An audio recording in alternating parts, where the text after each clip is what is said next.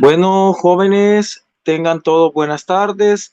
Hoy es 22 de abril del año 2021.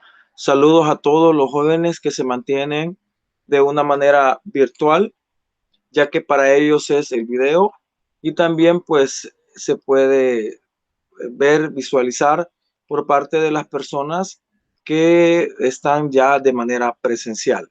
Este video pues es para abordar la clase de la semana 7 y para abordar la clase de la semana 8. Vea, la clase 7 pues es trabajo y energía y la clase 8 es la ley cero de la termodinámica. Así que vamos a iniciar en este momento con la clase 7, que es la clase del trabajo y la energía.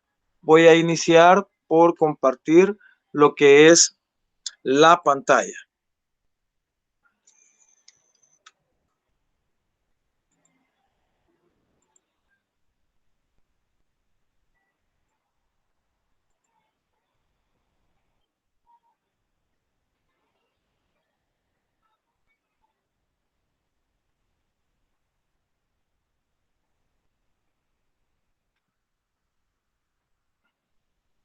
Iniciamos lo que es la clase número 7.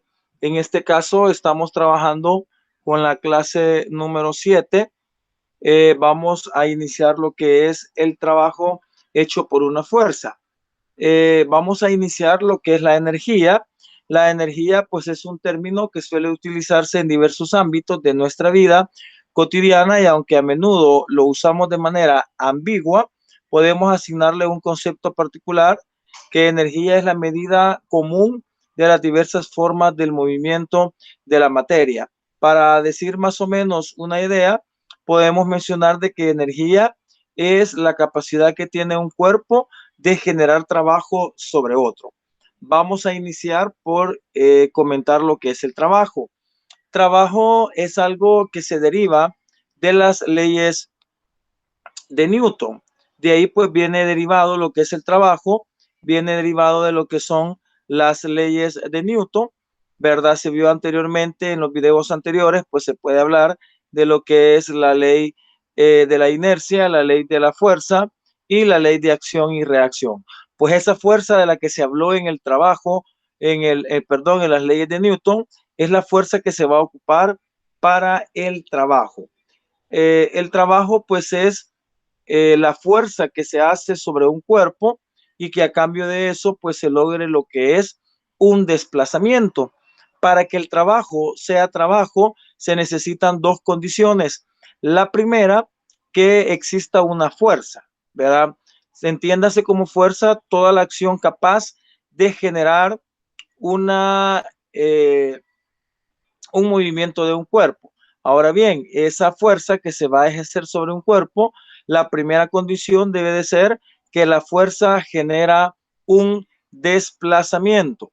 Ese desplazamiento generará el trabajo, por lo que al final pues podemos mencionar de que esta que está acá presentándose es la ecuación del trabajo. Esta que aparece aquí, que estoy marcando, es la ecuación general del trabajo. La fuerza ejercida sobre un cuerpo generará un desplazamiento y el desplazamiento generará pues un trabajo al final y es muy recomendado también encontrar en ese caso lo que es el ángulo que separa a la fuerza y el desplazamiento. Entonces, la primera condición para que haya trabajo es que la fuerza que se genere da un desplazamiento, o sea que un cuerpo se mueva de un cuerpo a otro por el efecto de una fuerza. La segunda condición nos dice de que para que haya trabajo necesitamos que la fuerza y el desplazamiento no formen 90 grados, no formen 90 grados y 270, ya que el coseno de 90 grados pues nos generará lo que es 0 y 0 por la fuerza y por el desplazamiento pues nos va a dar 0. Fíjese usted y note usted que esta que estoy marcando es la fórmula que vamos a utilizar para lo que es el trabajo hecho por una fuerza, donde la F es la fuerza constante en módulo, dirección y sentido que actúa sobre el cuerpo. D es el desplazamiento del cuerpo, se usa la D. Vea, y aquí tenemos el primer ejemplo. Dice, un cuerpo se desplaza 5 metros al actuar sobre él una fuerza de 25 newton. Calcule el trabajo realizado en los siguientes casos. Acá dice, fuerza y desplazamiento tienen la misma dirección y sentido. Vamos a ver en el primer caso, este esquema que está aquí, vamos a observar que hay un bloque que es jalado por una fuerza F y generando un desplazamiento en la misma dirección y el mismo sentido. Entre F y D se va a generar 0 grados, o sea, no hay un ángulo que forme parte de él. Sin embargo, pues vamos a usar siempre la ecuación F por D por coseno del ángulo. Vamos a sustituir la F en la ecuación, que sería 25 newton, se va a multiplicar por el desplazamiento, vea, y al final se multiplicará por el coseno del ángulo generado entre ellos. Vea, 25 newton multiplicado por 5 metros y multiplicado por el coseno de 0. El coseno de 0 pues nos va a dar 1, por lo que sería 25 por 5, nos genera 125 por 1, eso sería igual a decir 125. Note acá que el newton por el metro nos da la unidad de medida joules. En el caso 2, tenemos siempre que vamos a encontrar lo que es el trabajo, pero ahora la fuerza y el desplazamiento están generando un ángulo de 55 grados. Vea, un ángulo de 55 grados. Vemos el esquema, vemos el bloque, vemos que ahora la fuerza está jalando en esta posición, como se ve el cursor, ¿vea? Y el desplazamiento está generándose en esa posición, siempre hacia adelante. Y el ángulo entonces formado entre F y D, pues es de 55 grados. Vea, entonces al final vamos a usar siempre la misma ecuación, que es el trabajo es igual a fuerza por desplazamiento por el coseno del ángulo. Sustituimos el valor, tendríamos fuerza que es 25 newton por desplazamiento que es 5 metros por el coseno del ángulo que es coseno de 55 grados. Si usted agarra en la calculadora y pone 25 por 5 por coseno de 55, va a obtener un valor de 71.7 joules. Ya quedamos que decir newton por metro nos da joules. En este caso, la fuerza y el desplazamiento son perpendiculares. Lo mencionaba anteriormente, que la fuerza y el desplazamiento sean perpendiculares significa de que aunque haya un movimiento de un cuerpo de un punto A un punto B, no va a existir trabajo, porque el ángulo formado cuando se dice perpendicular es un ángulo que está a 90 grados. Y al estar a 90 grados, pues el coseno de 90 nos va a dar 0. Entonces acá decimos, siempre vamos a ocupar la fórmula del trabajo, que sería fuerza por desplazamiento por el coseno del ángulo. Al final vamos a decir que la fuerza es 25 newton multiplicado por 5 metros y multiplicado por el coseno de 90 grados. 25 por 5 nos daría 125 y 125 por el coseno de 90, pues nos va a dar 0, por lo que al final es 0 joules, o sea, no hay trabajo. ¿Qué ejemplos se podrían mencionar en ese caso para que exista esta condición, que no se cumpla? Por ejemplo, al caminar no se hace trabajo, porque si usted camina, se desplaza de un lugar a otro, cumple la primera condición, pero su peso es su fuerza y al ser su peso, su fuerza se ejerce hacia abajo y el desplazamiento se ejerce hacia adelante y entonces en ese caso ambos vectores generan un ángulo de 90 grados y al generar un ángulo de 90 grados, pues al final nos va a generar un ángulo de 90 y coseno de 90 pues es 0. la fuerza y el desplazamiento forman un ángulo de 120. Acá pues la fuerza y el desplazamiento tienen más de 90 y entonces el resultado va a ser siempre el mismo. Agarramos la fórmula F por D por el coseno del ángulo, donde F es 25, D es 5 y el coseno de 120. Al final, cuando el coseno es mayor a 90, siempre nos va a dar un valor negativo. Y entonces en ese caso nos va a dar un trabajo negativo, ¿verdad? Pero sí existe, que sería igual en este caso al multiplicar 25 por 5 por el coseno de 120, eso nos va a dar menos 62.5 joules. Es un trabajo negativo. Y el último caso, cuando la fuerza y el desplazamiento forman un ángulo de 180 grados. En este caso, la fuerza y el desplazamiento van en sentido contrario, uno al contrario del otro, y entonces siempre ocupamos la misma ecuación, pero el ángulo, cuando dos vectores van a sentidos contrarios, pues el ángulo es de 180 grados. Forma parte del trabajo que sí se puede realizar. Entonces agarramos la misma ecuación y decimos trabajo es igual a F por D por el coseno de 180.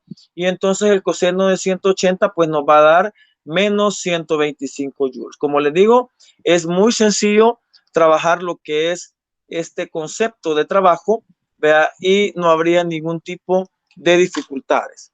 La otra parte del tema, en este caso, sería lo que es la energía. Vea, energías hay muchas, está la energía solar, está la energía térmica, está la energía química, está la energía radiante, está la energía mareomotriz, vea que sería la energía del mar, está la energía hidráulica, que es la energía del agua de los ríos que pasa a través de las presas hidroeléctricas y tenemos la energía que vamos a ver en este momento, que sería la energía cinética y más abajito lo que es la energía potencial gravitatoria. La energía cinética es la energía asociada a un cuerpo en movimiento. Todo cuerpo que se mueve va a tener lo que es energía cinética. Por acá voy a señalar lo que es la ecuación de la energía cinética. La energía cinética es igual a un medio por la masa por la velocidad al cuadrado. Ahí podemos observar que es la energía cinética. La energía cinética, lo acabamos de mencionar, se asocia con los cuerpos en movimiento.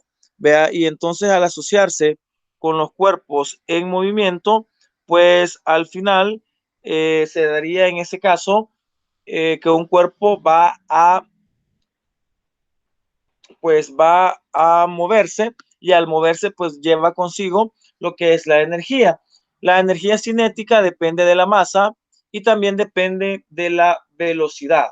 ¿Verdad? Al final, la energía cinética es directamente proporcional a la masa, o sea que al aumentar la masa aumenta la energía cinética y la energía cinética es directamente proporcional a la velocidad. Quiere decir que al aumentar la velocidad también aumenta lo que es la energía cinética, siempre y cuando la masa sea un valor constante.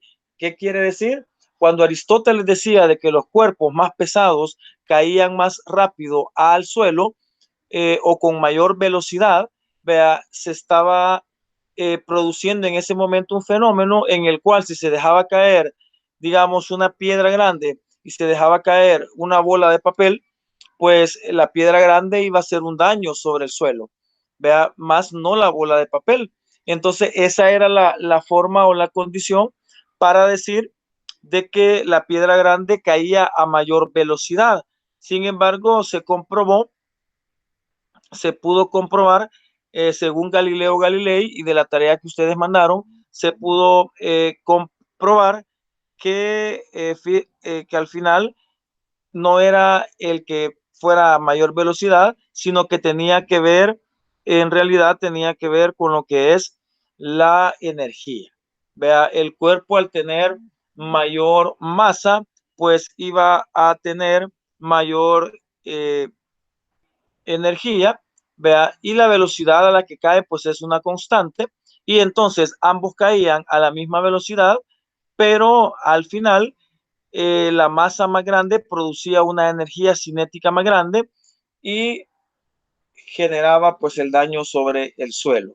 Otro caso que se podría mencionar es el caso de la energía cinética versus la velocidad. Usted puede tener una bala en sus manos, por ejemplo, y tirarla con la mano, y pues esa bala no va a causar ningún daño. Pero si la bala usted la mete en una pistola y pues jala el gatillo, esa bala va a salir a una gran velocidad. La misma masa pequeñita que es la bala, a una gran velocidad es capaz de hacer un daño, ¿verdad? Y al decir que es capaz de hacer un daño, quiere decirte que se hace porque aumenta lo que es la energía cinética. En ese caso, aumenta lo que es la energía cinética. Entonces, por ahí como que vamos a asociar esa condición. El ejemplo, pues lo vamos a ver un poquito más adelante en la pizarra. Vamos a hablar de lo que es la energía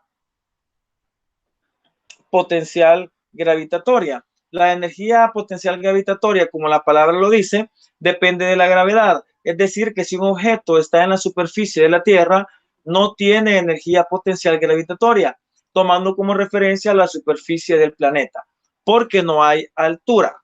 Pero si está en la cima de una montaña, tiene mucha energía potencial gravitatoria porque está a una altura h. Quiere decir de que la energía potencial tiene que ver directamente con la altura de un sistema de referencia. Al tener un cuerpo a cierta altura, pues este cuerpo ha almacenado lo que es una energía potencial capaz de que si ese cuerpo cae de esa altura y abajo hay un vidrio, pues ese vidrio terminaría quebrándose porque ha almacenado lo que es energía potencial. Un cuerpo, por ejemplo, en el suelo puede y no podría tener energía potencial. ¿Por qué? Porque lo que vamos a tomar en cuenta es un sistema de referencia. El sistema de referencia me indica, o debo de tomarlo así, de que cuando a alguien se le pregunta, ¿tiene energía ese cuerpo? Energía potencial, porque la energía de los cuerpos en reposo, pues alguien va a decir, bueno, depende de qué estemos escogiendo como sistema de referencia. Al final, pues decimos sistema de referencia, le llamamos así, vean, a un punto desde donde se puede observar para lanzar o no el cuerpo. Entonces, si yo le digo, ¿tiene energía potencial un cuerpo en el suelo? Bueno, depende de qué. Si está con respecto al suelo, no tiene energía potencial porque entre la piedra, digamos, el objeto y el suelo, no hay ninguna altura. La altura es cero y por cero, pues no hay energía potencial. Ah, pero si yo digo, mire, tiene energía potencial con respecto al techo de una casa, pues ahí sí vamos a decir de que sí tiene lo que es energía potencial, porque si la piedra desde el suelo es lanzada hacia el techo, pues lo va a quebrar, ¿verdad? Y al final de quebrarlo, pues es porque ha tenido almacenada lo que es un tipo de energía. Acá voy a señalar en este momento lo que es la fórmula de la energía potencial. Vea, la energía potencial es igual a la masa por la gravedad por la altura. Quiere decir de que la energía potencial depende de la masa, depende de la gravedad y depende de una altura de un sistema de referencia. En este momento, pues me voy a poner a hacer los ejemplos que aquí aparecen y pues para que les quede al final lo que es este momento importante para lo que se viene de los exámenes de la siguiente semana. Así que vamos a hacer los ejemplos que aquí aparecen en la agenda, tanto de la energía cinética como de la energía potencial. Así que voy a dejar de compartir y voy a poner lo que es el teléfono ya en la posición para que podamos hacer lo que es la grabación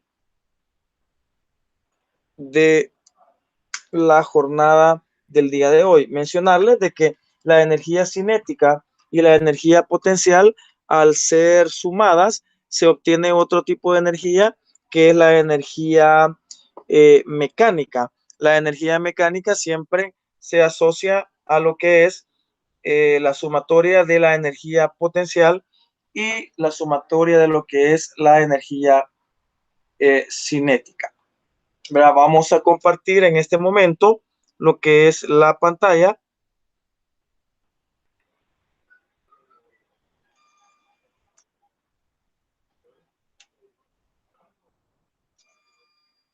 Y vamos a resolver lo que son los ejercicios que aparecen en la agenda que ya han tenido pues hace bastante tiempo. Vamos a ponerlo en esa posición y pues vamos a hacer lo que es la solución de los ejercicios que aparecían en la agenda. Un ejercicio que aparece en lo que es la agenda es uno que dice, calculemos la energía cinética de un coche de 500 kilogramos de masa que se mueve a una velocidad de 100 kilómetros sobre hora. Siempre vamos a observar el ejemplo en este caso, ¿verdad? Y sería el ejemplo 1. Vamos a poner lo que son los datos del ejercicio y ahí pues lo vamos a resolver. Dice, calculemos la energía cinética. Le está diciendo que calcule lo que es la energía cinética de un coche de 500 kilogramos de masa. Eso es masa, ahí mismo lo dice, 500 kilogramos, que se mueve a una velocidad de 100 kilómetros sobre hora. Que se mueve a una velocidad de 100 kilómetros sobre hora. La ecuación que vamos a utilizar es la ecuación de la energía cinética, que puede ser un medio por la masa por la velocidad al cuadrado, o podría ser también masa por velocidad al cuadrado entre 2. Esta es la ecuación que utilizaríamos en este caso para resolver lo que es el ejercicio de la energía cinética. La energía cinética, entonces, en este caso sería la masa, que serían 500 kilogramos, multiplicada por la velocidad. Pero aquí hay un problema. La velocidad tiene que estar expresada en metros sobre segundos. Entonces, al darme cuenta que la velocidad no está en metros sobre segundo, sino que está en kilómetros sobre hora, debo de hacer un factor de conversión. Y entonces digo, 100 kilómetros sobre hora, factor de conversión, lo que ya se había aprendido anteriormente, el kilómetro que está en el numerador va a estar ahora en el denominador y entonces vamos a decir que un kilómetro equivale a 1000 metros.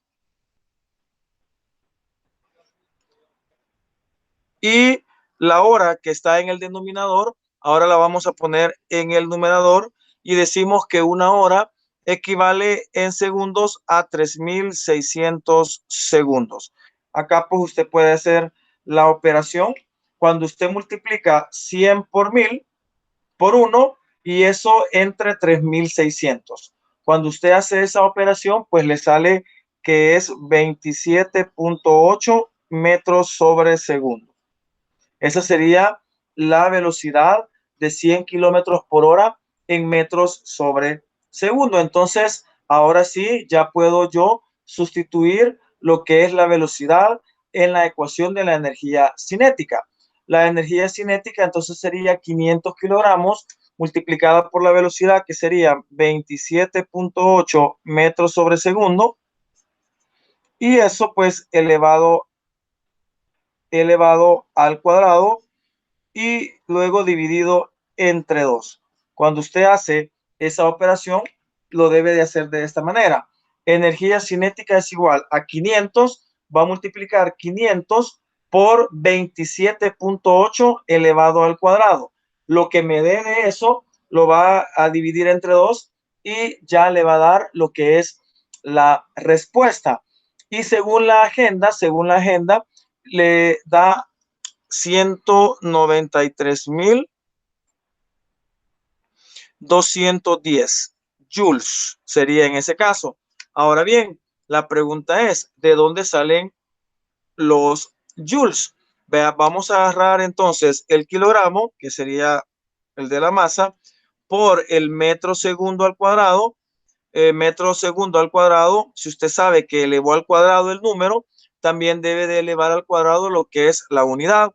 Y al final quedaría metro cuadrado sobre segundo al cuadrado.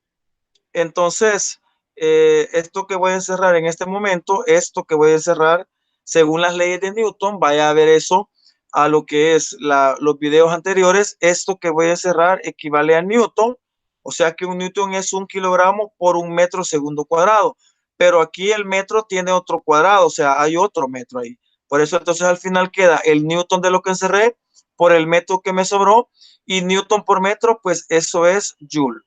Y ahí estaría pues cómo se deduce lo que es la primera unidad de medida en el caso para encontrar lo que es la energía cinética. Voy a borrar este primer ejemplo para hacer el segundo ejemplo, que es el ejemplo de la energía potencial. Voy a dejar este momento para que capturen la pantalla y pues posteriormente podamos realizar lo que es el ejemplo de la energía potencial.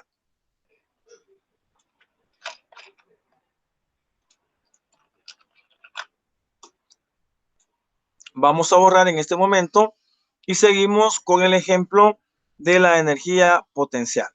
El ejemplo de la energía potencial habla de una pelota que está en un tobogán, ¿verdad? Dice, una pelota de hule de 2.5 kilogramos es soltada desde un tobogán a una altura de 16 metros respecto del suelo, vea, a una altura de 16 metros respecto del cielo, del suelo.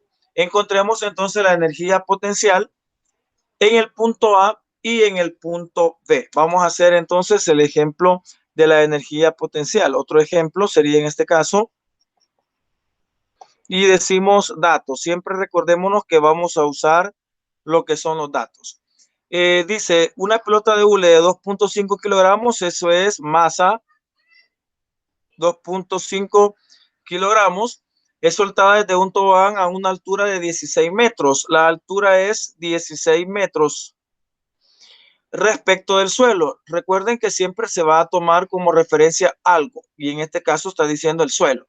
Nos dice, encontremos la energía potencial en el punto A y encontremos la energía potencial en el punto B. Si usted ve en la clase, va a tener que ahí aparece lo que es el tobogán, ¿verdad? El tobogán lo voy a medio dibujar acá, es algo así, vea, es algo así, y la pelota pues está en este punto. Este es el punto A y este es el punto B, vea, y aquí hay una altura, vea, que es la altura del tobogán. Entonces vamos a aplicar lo que es la energía potencial en ambos puntos, tanto en el punto A como en el punto B.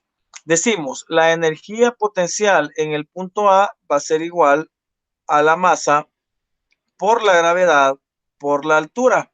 La energía potencial en el punto A va a ser igual a la masa. La masa en este caso sería 2.5 kilogramos, 2.5 kilogramos multiplicada por 9.8 metros sobre segundo al cuadrado, metros sobre segundo al cuadrado, y multiplicado por la altura, en este caso, la altura del suelo hasta la pelota en el punto A, que sería en este caso 16 metros. 16 metros. Y pues ahí ya tendríamos lo que es la energía potencial en el punto A. La masa 2.5 kilogramos, la gravedad 9.8 metros sobre segundo al cuadrado y la altura pues 16 metros. Si usted agarra una calculadora y multiplica eso, 2.5 por 9.8 por 16, pues en ese caso le estaría dando una energía potencial en el punto A de 392 joules. Vea, la energía potencial en el punto B, si ya lo intuyó, vea, en el punto B pues va a ser cero. ¿Por qué va a ser cero? Porque está en el suelo y la referencia es en el suelo. Entonces no hay una altura. Y al no haber una altura, pues no hay una energía potencial, pero lo vamos a hacer, sería 2.5 kilogramos multiplicado por 9.8 metros sobre segundo al cuadrado y multiplicado por 0 metros, que sería en ese caso lo que estaría de altura. Esto nos va a dar 0 joules, por lo que podemos concluir de que la energía potencial, cuando la referencia es exactamente el suelo donde está, pues al final no nos va a dar ningún resultado. ¿Cómo llegamos a joules? Pues igual, miren, agarramos este kilogramo, que sería kilogramo, agarramos este metro segundo cuadrado y agarramos este metro de la altura. Este kilogramo por metro segundo cuadrado es newton y newton por metro pues nos da ahí, nos da joules, ¿verdad? Con eso pues finalizaríamos lo que es el ejercicio de la energía potencial, ¿verdad? Ahí pues hay más cosas que mencionar en lo que es la clase, pero la base de lo que se debe de hacer es exactamente eso. Vamos a hacer un par de ejercicios de lo que son las actividades para que ya pues les quede por ahí y no haya pues mayores dudas con respecto al tema de la energía potencial y con respecto al tema de la energía cinética. Vamos a capturar esa pantalla en este momento para que usted pueda pues copiarlo posterior. Voy a borrar y empezamos ya con el ejemplo, un ejercicio de lo que son las actividades. Vea, vamos a ver, en este caso vamos a retomar el ejercicio número 5. El ejercicio 5 de actividades vamos a hacer en este momento, ¿verdad? El ejercicio 5 nos dice cuál es la energía cinética, ahí les está mencionando lo que quieren, ¿verdad? ¿Cuál es la energía cinética de una bola de 6 gramos? Aquí está eso es masa. En el instante en que su rapidez es de 190 metros sobre segundo, o sea, tenemos una velocidad de 190 metros sobre segundo. Si se recuerda, en el ejercicio primero que hicimos, 190, bueno, la velocidad estaba en kilómetros por hora. Ahora, pues la velocidad está ya en metros sobre segundo. Sin embargo, la masa debe de estar en kilogramos y ahora pues aparece en gramos. Antes de resolver el ejercicio y de aplicar lo que es la energía cinética, vamos a pasar a kilogramos lo que es la energía cinética en ese caso. Vamos a pasar lo que es a kilogramos mediante un factor de conversión, ¿verdad? Que nos va a proporcionar esa interpretación en ese caso, ¿verdad? Vamos a interpretarlo de esa manera. Entonces decimos que vamos a hacer un factor de conversión. Decimos que 6 gramos, ¿verdad? 6 gramos, factor de conversión. Y recordémonos que el kilogramo, un kilogramo, pues equivale a 1000 gramos. Entonces decimos un kilogramo equivale a 1000 gramos. Quiere decir que cuando usted dice 6 por 1, 6 y divide 6 entre 1000, Si usted divide 6 entre 1000, pues le va a dar 0.006. Vea, sería 0.0006. Y entonces, pues eso sería en kilogramos, 0.006. Vea, esto sería ya kilogramos. Al final, ese 0.006 kilogramos ya se ocupa para lo que es la ecuación. Recordamos la ecuación, que sería la energía cinética es igual a la masa por la velocidad al cuadrado entre 2. Y ahora sí, ya tengo la energía, de la energía cinética, ya tengo la masa en gramos y la velocidad en kilogramos, perdón, y la velocidad en metros sobre segundo. Al final, la masa sería 0.006 kilogramos multiplicado por la velocidad, que son 190 metros sobre segundo, y eso al cuadrado, y dividido entre 2.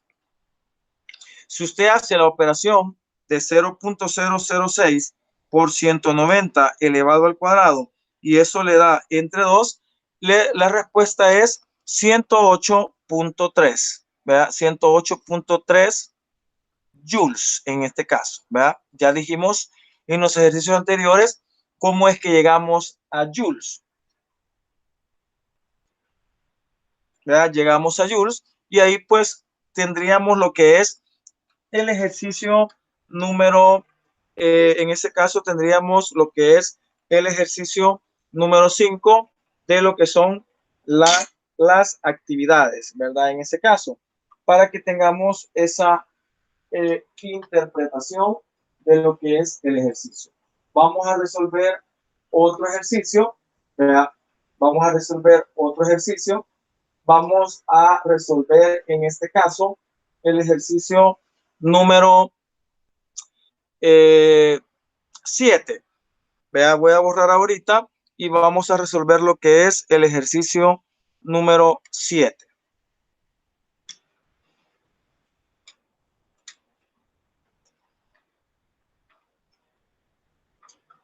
Siempre hay que tomar en cuenta lo que es la energía potencial, ¿verdad? Porque al final lo que es la energía potencial nos puede tomar una interpretación, o sea que hay que hacer lo que es un dibujo, un esquema, ¿verdad? Ese esquema y ese dibujo pues nos puede ayudar y nos puede servir para que podamos comprender mejor lo que son los ejercicios.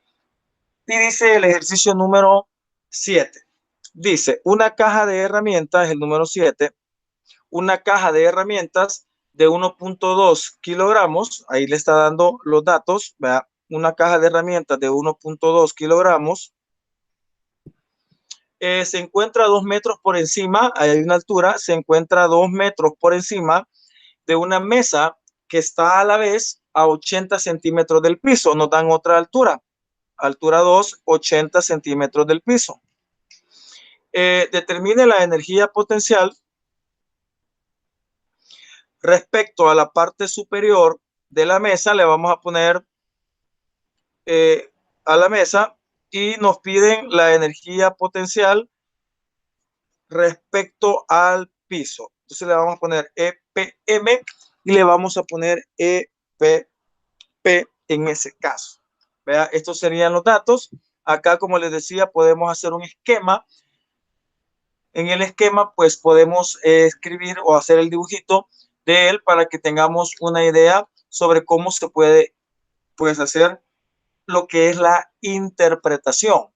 Dicha interpretación, pues, podría ser demasiado útil para la resolución del ejercicio. Dice que aquí está una caja de herramientas, vamos a decir que es esta, ¿verdad? Que está en alguna cosa por ahí, así. Dice que la caja de herramientas se encuentra 2 metros por encima de una mesa. Digamos que esta es una mesa y está a 2 metros, está a 2 metros. ¿Vea? Se encuentra por encima de una mesa que está a la vez a 80 centímetros del piso. Aquí está 80 centímetros del piso. Determina entonces la energía potencial que va desde la caja de herramientas hasta la mesa, o sea, sería la altura de 2 metros, y determina la energía potencial desde el objeto hasta el suelo. Entonces, aquí estaríamos hablando de 2 metros más 80 centímetros. Entonces, estaríamos hablando de aproximadamente 2.8 metros. Entonces, hacemos en este caso esa interpretación: energía potencial hasta la mesa sería la masa, que es 1.2 kilogramos multiplicado por la gravedad, que sería de 9.8 metros sobre segundo al cuadrado, por la altura, que en este caso serían 2 metros, ¿verdad? Serían en este caso 2 metros. Cuando usted hace la operación, en este caso, ¿verdad? Tendríamos 1.2 por 9.8 por 2, y nos daría pues una energía potencial de 23.52. Ahí creo que aparece el 23.52.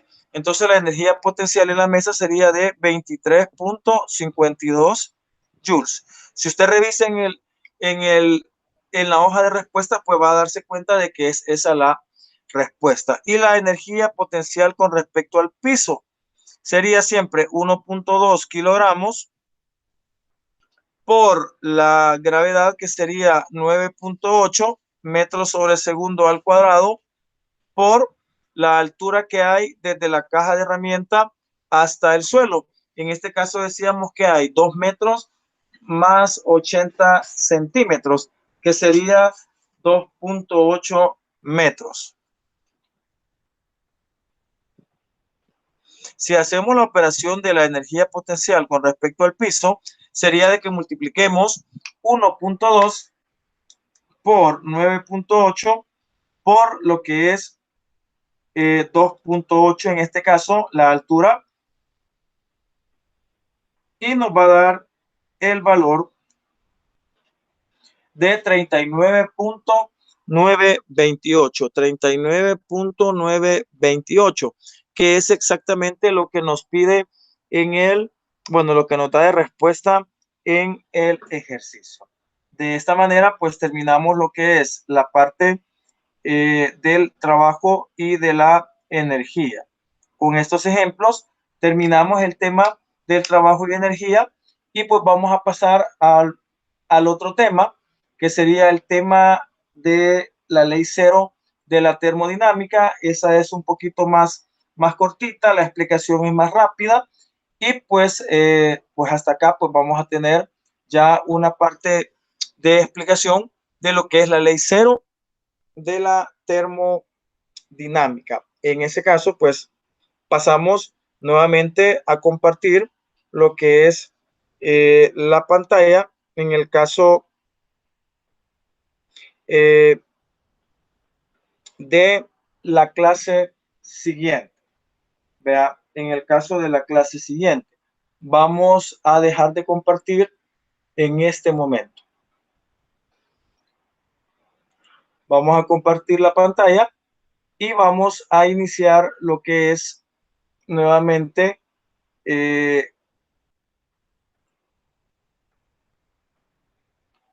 la agenda de la ley cero de la termodinámica. Ahí podemos observar que ya está nuevamente lo que es la agenda de la ley cero de la termodinámica.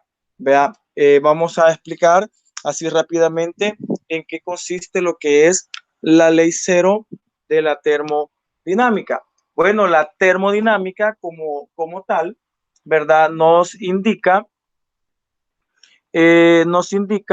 lo que es los fenómenos de la naturaleza, donde tiene que ver la temperatura con el calor. Es muy común decir que la temperatura y el calor pues son dos conceptos, digamos que un tanto iguales, ¿vea? Y que son un tanto, digamos que parecidos sí, mas no iguales.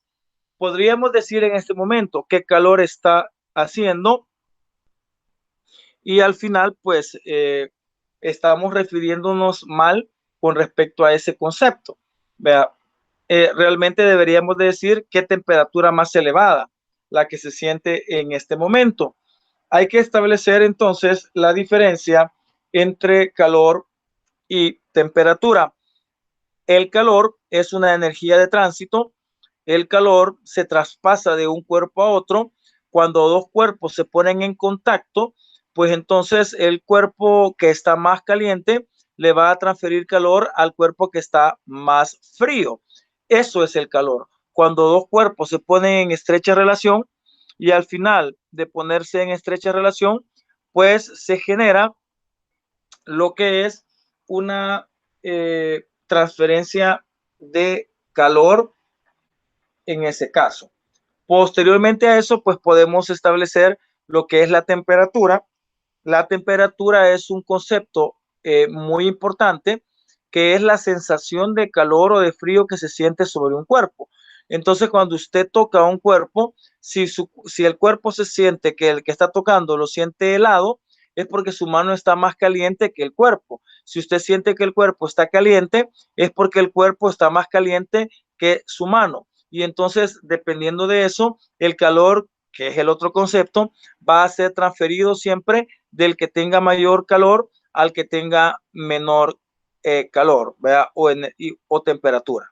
Vea, la temperatura, como digo, es una sensación, vea, es algo que se siente con el tacto, y el calor es cuando se siente esa temperatura elevada o baja, la transferencia que propiamente ese le está mencionando.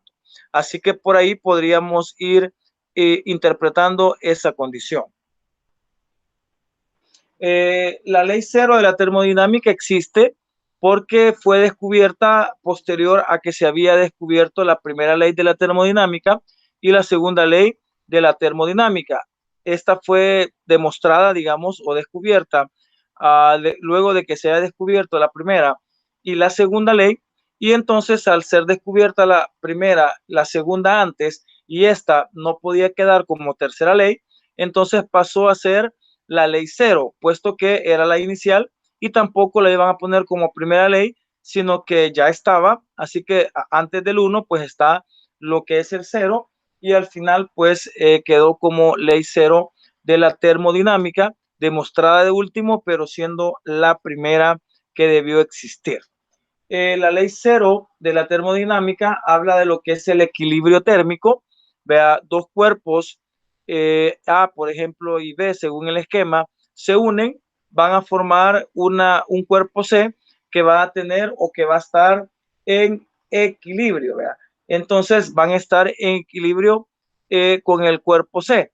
El ejemplo más básico y el más típico sería en este caso cuando usted agarra una olla con agua hervida o con agua hirviendo y la revuelve con agua fría de una cubeta que serviría para bañarnos en una mañana fría, y no queremos usar agua pues muy fría o helada. Entonces le colocamos lo que es una agua tibia y al final pues esa agua llega a alcanzar una temperatura que es bastante buena, digamos, para el baño tempranito. Vea, la olla hirviendo o el agua hirviendo de la olla va a transferirle calor al agua de la cubeta. El agua de la cubeta va a subir y el agua de la olla pues va a bajar y van a quedar a una temperatura a la cual el equilibrio térmico permanezca. Por lo que la ley cero de la termodinámica se refiere a lo que es se refiere a el equilibrio térmico propiamente. ¿Vea? De eso se trata lo que es el equilibrio térmico. ¿Vea? Dentro de la ley cero de la termodinámica, en conjunto con las propiedades físicas de los cuerpos que varían con la temperatura, nos permitirán construir elementos de medición llamados termómetros.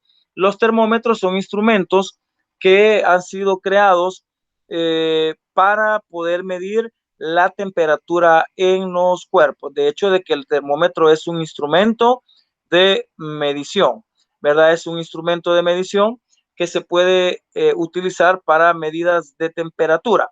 Más hoy con lo de la pandemia, pues los termómetros están a la orden del día en todos los establecimientos para medirnos pues nuestra temperatura. Los termómetros pueden ser de líquido, como por ejemplo de mercurio, ¿vea? Y trabajan con un fenómeno que se llama la dilatación de el líquido. En ese caso, las escalas de temperatura, pues hay tres. Está la escala Celsius, vea que es la del centro, vea, está la escala Kelvin, que es la que está a la izquierda, y está lo que es la escala Fahrenheit, que aparece a la derecha. Note aquí la importancia de los puntos que están marcados en el termómetro. Vean acá, el cero que aparece en el termómetro del centro es el punto de fusión de el agua, o sea, es la temperatura a la cual el agua se convierte en hielo. Luego, el 100 es el punto de ebullición del agua, ¿verdad? En este caso es el punto de ebullición del agua y a la par pues están sus equivalencias. Por ejemplo, para 0 en Fahrenheit es 32 y para Kelvin es 273.15. Quiere decir que si tuviéramos 3 termómetros y estuviéramos poniéndolos en hielo, el de Celsius marcara 0, el de Fahrenheit marcara 32 y el de Kelvin marcara 273.15 en ese caso.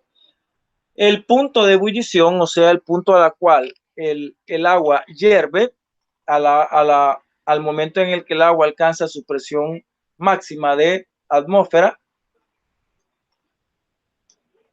se alcanza a lo que es los 100 grados, tal como aparece aquí en el termómetro. Aquí a 100 grados, pues llega a lo que es el punto de ebullición. Ese 100 grados equivalente a Fahrenheit sería 212 y equivalente a Kelvin pues sería 373.15 Kelvin. Vea, esas son las temperaturas de ebullición. Las que están en el final son las temperaturas mínimas que existen. La temperatura mínima que existe es 0 Kelvin o menos 273.15 o menos 459. No hay nada que esté por debajo de estas temperaturas. A este punto, a esta temperatura, se le llama cero absoluto, ¿verdad? Es llamado cero absoluto y pues al final se dice de parte de los científicos que en el cero absoluto, o sea, a 0, a menos 273 y a menos 459, las moléculas ya no presentan movimiento. La escala Celsius fue creada por Anders Celsius. La escala Fahrenheit fue creada por Daniel Fahrenheit y aquí están pues las ecuaciones para las conversiones de temperatura. La primera que estoy marcando ahorita es para convertir de Celsius a Fahrenheit, ¿verdad? 9 quintos temperatura Celsius más 32. Eso me va a dar lo que es la temperatura en grados Fahrenheit. En el otro caso tenemos lo que es la temperatura en grados Celsius, que estaríamos hablando en ese caso de 5 novenos multiplicado por la resta entre la temperatura Fahrenheit menos 32. En ese caso, pues esa segunda ecuación se va a ocupar para lo que es la conversión de los Fahrenheit a Celsius. También podemos, dice, debido a que las escalas mencionadas dependen en cierta medida de las propiedades particulares del material utilizado, surgió la idea de contar con una escala ideal independientemente de esas propiedades. Y entonces fue por eso que aparece lo que es la escala Kelvin, que a la larga pues se convirtió en la escala del sistema internacional. Si usted va a ver lo del sistema internacional, se va a dar cuenta que al final la escala Kelvin, pues es la que aparece dentro de las unidades de medida de la magnitud básica, que es la temperatura. Está expresado en lo que es Kelvin. Luego aquí pues podemos ver lo que es la ecuación que va a servir para convertir temperaturas de lo que es la escala Celsius a la escala Kelvin. ¿Vea? En ese caso sería eso, ¿vea? Viendo esto y para ya ir terminando lo que es el video, pues vamos a ver así de una manera rápida, porque esto es demasiado, es bastante sencillo, ¿verdad? Vamos a ver este ejemplito aquí de una vez en lo que es la computadora, porque es demasiado sencillo. Dice acá, ejemplo 1, la temperatura normal de una persona es de 37 grados Celsius, ¿verdad? En ese caso, estamos hablando de la temperatura normal de una persona, que serían, en ese caso, de 37 grados Celsius. Ustedes se mide la temperatura muy seguido y ahí anda por 35, por 36 grados, ¿verdad? Medidos en ese caso. Al final, pues, le dice ahí cuánto equivale esto en Kelvin y en Fahrenheit. ¿A cuánto equivale eso en Kelvin y en Fahrenheit? Ahí pues usted agarra las ecuaciones anteriormente descritas y aquí tenemos, si yo quiero convertir Celsius a Kelvin, pues ocupo la ecuación de la temperatura Kelvin, que es esta que está mencionada aquí, y decimos acá, temperatura Celsius más 273. Ponemos la temperatura Celsius, que en este caso sería 37, que es lo que nos da el ejercicio, y a eso únicamente le vamos a sumar 273.15, y al sumar pues vamos a tener ya lo que es la temperatura Kelvin, que en este caso sería de 310.15 Kelvin. De la misma manera utilizaríamos la ecuación para convertir de Celsius a Fahrenheit y sustituimos así. 9 quintos temperatura Celsius más 32 sería la ecuación que vamos a utilizar, porque tenemos Celsius y queremos Fahrenheit, entonces vamos a utilizar esta ecuación que estoy marcando en este caso a la izquierda. Vamos a poner el 9 quintos, en lugar de poner TC, vamos a poner 37 y a eso le vamos a sumar 32.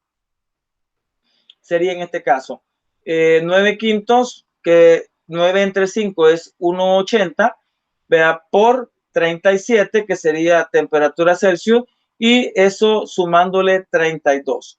Siempre vamos a hacer primero la multiplicación, sería 1.8 por 37, nos da 66.6, y a eso pues le vamos a sumar lo que es 32, y al final pues eso nos da una temperatura en Fahrenheit equivalente a 98.6. Pues repase el video, trate de comprender para llegar a este punto. Luego pues se viene una teoría que habla de la dilatación. La dilatación pues es una expansión de un material, ¿verdad? La dilatación puede ser lineal cuando se dilata solo a lo largo, y puede ser superficial cuando se dilata a lo largo y a lo ancho. Un líquido pues se puede dilatar en lo largo, alto y ancho, o sea, es un volumen en 3 dimensiones. Y para ir terminando, pues se habla de lo que es los cambios de fase. Vea, está la evaporación, está la ebullición, vea, está la temperatura de ebullición, está el concepto de calor latente, está lo que es la condensación. Lean cada uno de los conceptos que ahí aparece. Vea, la fusión, la solidificación y la sublimación, vea, y la sublimación inversa. Bueno, pues de esta manera le damos por finalizado a la agenda, así una explicación, digamos que bastante rápida y bastante sencilla, pero que a la vez puede ser muy práctico el poder comprender estos conceptos.